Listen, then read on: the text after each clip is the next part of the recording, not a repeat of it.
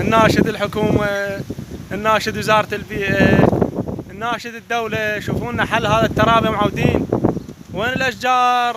هاي الصحراء اللي تحيط بالعراق، هاي الصحراء اللي تحيط بقضاء عفك والديوانية، زرعوها أشجار. وين الأشجار؟ وين التشجير؟ شوف التراب، شوف المدينة، مدينة عفك، بقية المحافظات هسه هم كذلك.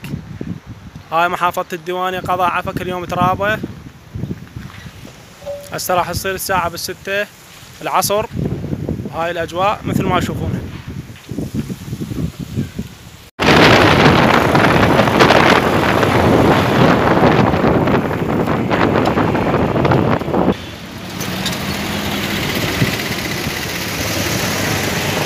هاي فلكة الدلال قرب الشاشة.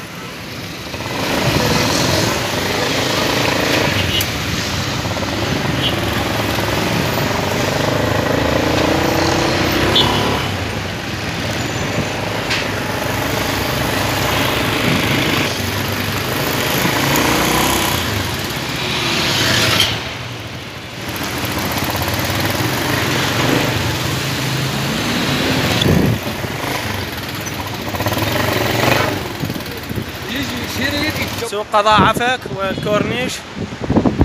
هاي الأجواء اليوم الاثنين 14/4/2025. احنا نبقى نناشد. هاي فائدة التشجير.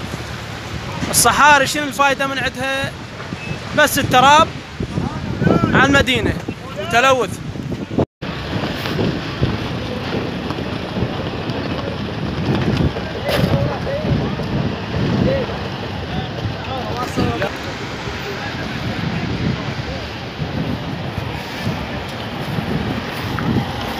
صورنا